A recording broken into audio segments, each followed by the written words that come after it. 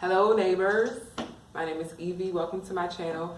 I make videos for those who feel stuck in survival mode to help them go from surviving to living better on their way to living well.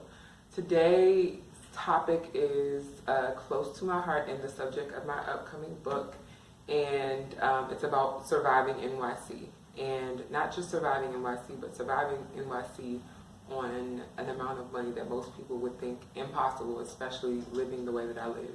I have a few tips that I want to share that I think helps to make that possible. I have a few disclaimers because I do feel like I have specific things that also make this possible that is not necessarily the norm for other people, including that I don't have debt.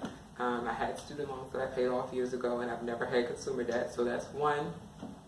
Number two, I don't have kids. What else? I don't have a car. I don't have a lot of,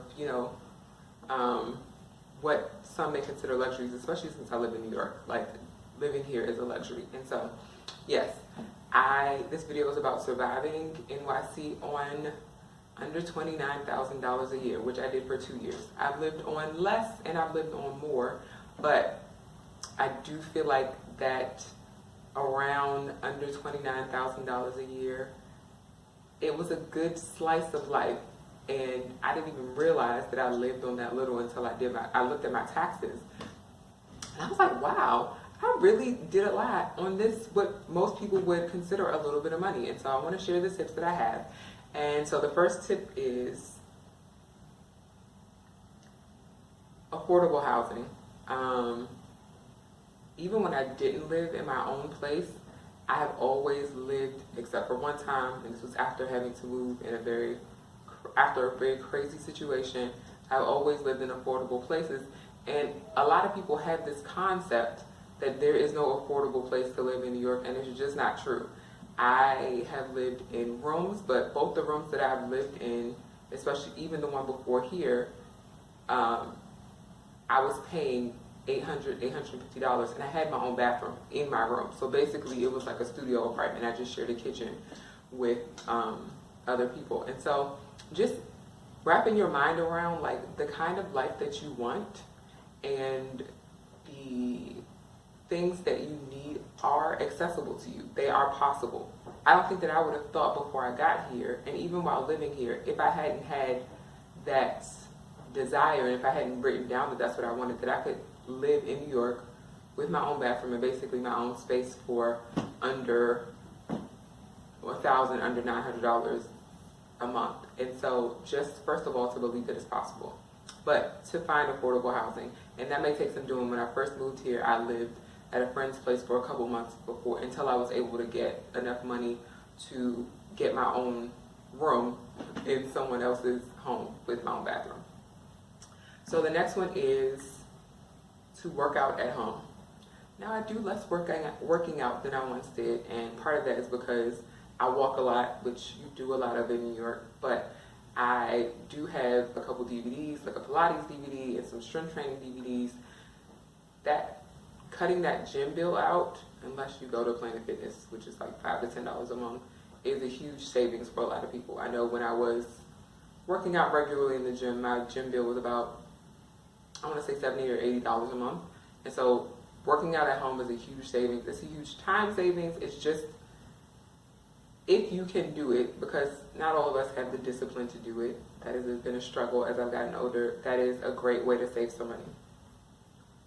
The next one is to, instead of going out for meals or for gatherings with friends, to have friends over, or maybe your friends will have you over. But that really saves a lot of money. And if you guys take turns, it really is not a burden to any one person. And so having friends over and cooking, I probably spent the amount that I would pay for a meal at a brunch spot or wherever. And so having friends over is a great way to save money.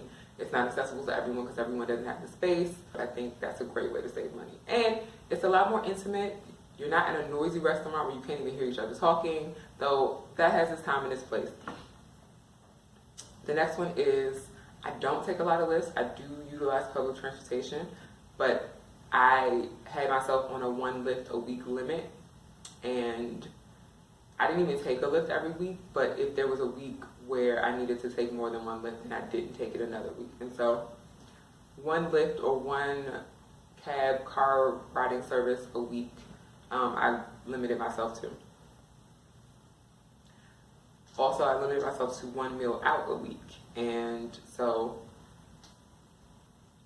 that was either I was taking out or maybe a meal with friends, but once a week, because it's really hard to save money when you're spending money on eating out on food. So instead, which is my next point, cook at home. Cooking at home will save you so much money. And I know that cooking at home, because I have lived in places where I couldn't cook, cooking at home is sort of a privilege, but if you can cook at home, it will save you so much money. Like, I've heard of people spending like $400 a week on takeout, and I'm like, I spend less than half of that for groceries for a month. I mean, I understand it's a lifestyle choice that some people make, but you will save a lot of money if you cook at home. And if you don't know how to cook, there's so many videos on YouTube, there's so many tutorials, and really cooking is about learning as you go. Like, the more you cook, the more you learn what tastes good, what doesn't taste good, what to do and what not to do. And so it's like on-the-job training. So cooking at home. My next point is to keep your electricity down. And so in the summertime, because before I moved into my own place, I never had AC in New York. I know how to live without AC. Now, I have it and I have access to it, but them AC bills in the summertime, whoa, they can be very high. And so I try to not use the air as much as I might like to.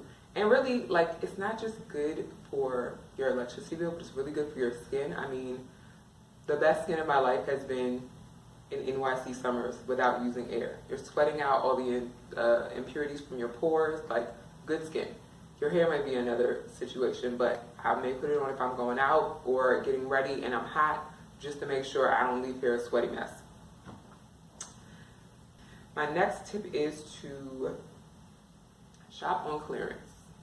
And this is something I did before I lived in New York, before I had less money to work with. But shopping on clearance is it's such a great way to save money. And the thing is, I like quality things. I like what I like, but I also don't like to spend a lot of money. And so rather than spending the same amount on fast fashion that is gonna last me a couple of months, maybe up to a year, I shop clearance and I get something at a tenth of what it's worth that'll last me for years. My next tip after that is, so during these years when I lived on under $29,000 a year, I took vacation. And so I travel when it's cheap to travel. So I book a flight when I could get the cheapest flight and I travel then. And my hotel or my Airbnb follow suit. I have another video, if you'd like to check it out, about the vacations that I've taken for under $800. And you might think, like, how do you have money to travel when you make that little money? But if you are an employee and you get paid every 2 weeks, you know that there are like at least 1 or 2 weeks a year where you get that extra paycheck. And if your budget, like mine, is based on 2 paychecks a month, you have that one extra paycheck, and that paycheck is usually what I use for my vacation and to put into savings. My next tip is to buy what you need when it's on sale. It's something that you know that you use a lot, which after a while you realize the things that you use over and over again. For me, it's like oat milk or eggs or something like that. If you know that you buy something a lot, when it goes on sale, buy a couple of them. I usually buy about 4 or 5 of something when it's on sale, and it lasts me until when it's on sale again. Because sales really are cyclical. Like, something's on sale and it'll be on sale again in a couple of months. So if you buy it when it's on sale, then you don't have to worry about buying it for a while, and you save that money. And that adds up if you buy 4 or 5 of them. Like, let's say usually the oat milk that I buy is $6, and when it's on sale, it's $3.50. So if I buy 5 of those,